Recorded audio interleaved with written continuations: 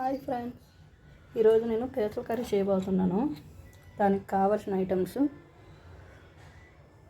గరం మసాలా, కారం, పసుపు, ఉప్పు, టమాటోస్, చిన్నగా తరిమిన ఆనియన్స్, పచ్చిమిర్చి, బిర్యానీ ఆకు, వాటికి సంబంధించిన సామాన్లు, బిర్యానీ సామాన్లు అంతా, కరివేపాకు, కొత్తిమీర, చింతపండు, అల్లం వెల్లుల్లి పేస్ట్ కోసము వెల్లుల్లి, అల్లం, లవంగ, ధనియాలు, ఆనియన్స్, కొంచెం ఉంటే జీలకర్ర వేసుకోవచ్చు.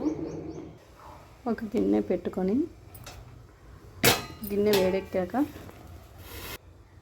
దానిలో ఆయిల్ వేసుకోవాలి.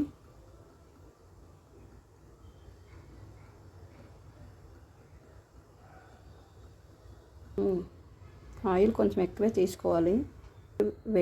ఆయిల్ వేడెక్కాక ఆనియన్స్ వేసుకోవాలి. అన్నీ రెడీగా ఉంచుకున్నాం కదా, ఇవన్నీ వేసుకోవాలి.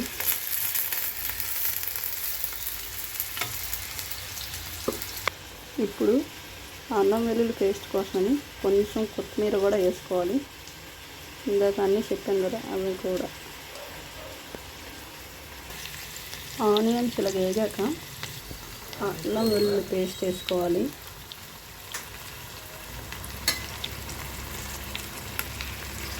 వేసుకొని దీన్ని వేసుకోవాలన్నమాట.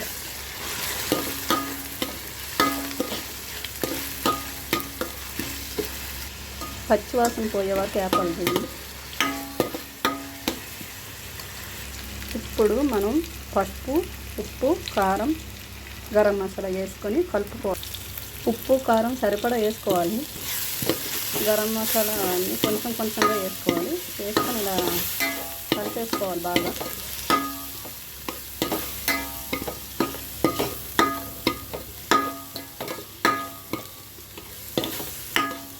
కలిపేసుకొని కాసేపు మూత పెట్టుకోవాలి. దీన్ని 2 సెకండ్స్ అయ్యాక కొంచెం మనం టమాటా ముక్కలు వేసుకోవాలి. రెడీ చేసుకున్నాం కదా, టమాటా ముక్కలు వేసుకోవాలి. టమాటా ముక్కలు వేసుకొని బాగా కలిపేసుకోవాలి. మొత్తం దీన్ని కలిసేలాగా కలిపేసుకొని ఇంకా మూత పెట్టుకొని కొంచెం సేపు ఉడకనివ్వాలి. దీన్ని ఒక 2 మినిట్స్ తర్వాత మూత తీసి మంచిగా మళ్ళీ కలిపేసుకొని కొంచెం టమాటా మంచిగా మెత్తబడాక పీతలు వేసేసుకోవాలి. ఇట్లా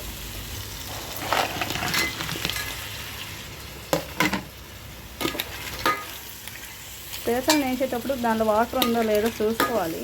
చెక్ చేసుకొని ముందుగా మనం మంచిగా వంపేసుకొని రెడీగా ఉంచుకుంటే అలాగా వేసేసుకొని ఏం కాదు.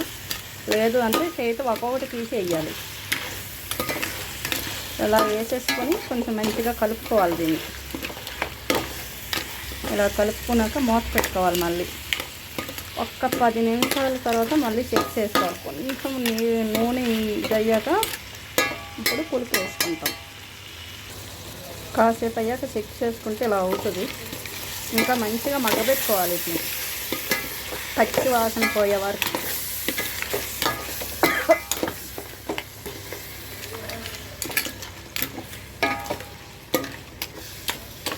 దీంట్లో నీరల్లా బయటకు వచ్చి నూనె బయటకు వచ్చే వారికి మంచిగా మగ్గబెట్టుకోవాలన్నమాట. సిమ్లో పెట్టుకోవాలి. చూసుకుంటూ సిమ్లో పెట్టుకొని చేసుకోవాలి. ఒక 10 మినిట్స్ అయ్యాక మూత తీసుకొని చూసుకోవాలి, చెక్ చేసుకోవాలి. ఇలాగా మగ్గబెట్టేది ఒక్క 10 మినిట్స్ పక్కా మగ్గబెట్టాలి. ఎంత బాగా మగ్గబెడితే అంత బాగుంటాయి. ఇలా రెడ్గా రావాలి. మనం వేసేటప్పుడేమో ఒక కలర్లో ఉంటాయి. ఇలాగ బాగా ఇదయ్యాక రెడ్గా వస్తాయి ఇవి. ఇప్పుడు అయ్యాక కొంచెం పులుపు వేసుకో. మీకు ఎంత పులుపు కావాలో అంత వేసుకోవాలి. సరిపడా వేసుకోవాలన్నమాట. నాకు కావాల్సినంత వేసుకుంటున్నాను నేను. మగ్గబెట్టుకొని కొంచెం పులుపు వేసాక కొంచెం మగ్గబెట్టి ఒక 2 గ్లాసెస్ వాటర్ యాడ్ చేయాలి.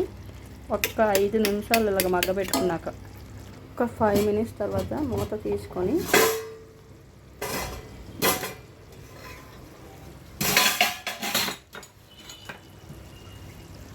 కలిపేసుకోవాలి. చింతపండు పులుపు వేసాం కదా, దాన్ని బాగా కలిపేసుకొని కొంచెం వాటర్ యాడ్ చేయాలి.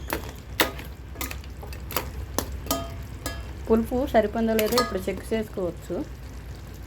ఇప్పుడు కొంచెం వాటర్ యాడ్ చేసుకోవాలి. వాటర్ యాడ్ చేసుకున్నాక కొంచెం కలిపేసుకోవాలి. మనకు సరిపోయిందా లేదా చూసుకొని చెక్ చేసుకొని మళ్ళీ కావాలంటే కొంచెం వాటర్ యాడ్ చేసుకోవచ్చు. వాటర్ యాడ్ చేశాక 10 నిమిషాలు మూత పెట్టి మగ్గబెట్టి దింపేస్తే అయిపోతుంది. అప్పుడు మనం ఉప్పు కారం అన్నీ సరిపోయినా లేవో చెక్ చేసుకొని దింపుకోవచ్చు. లాస్ట్లో కొంచెం ఫిష్ మసాలా ఉంటే ఫిష్ మసాలా వేసుకోవచ్చు. లేదు అంటే లాస్ట్లో కొంచెం గరం మసాలా యాడ్ చేసి దింపేయవచ్చు. లాస్ట్లో కొంచెం ఇలా చూసేసుకొని ఆయిల్ తేలిపోయి చూడండి. అలా ఆయిల్ తేలితే అయిపోయినట్లే. కొంచెం లాస్ట్లో ఫిష్ మసాలా వేయాలి. కొంచెంగా వేసుకుంటే సరిపోతుంది. నాకు ఆల్రెడీ మసాలాలు చాలా వేసాను కదా, సరిపోతుంది.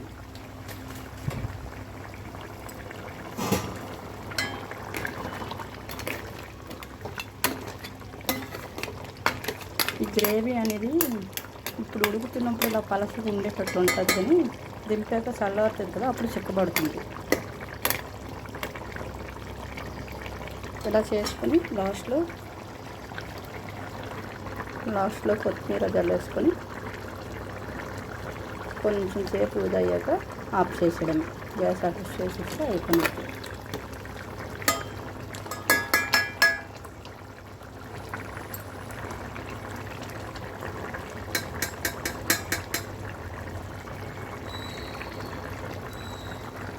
ఆల్మోస్ట్ కర్రీ అయినట్టు.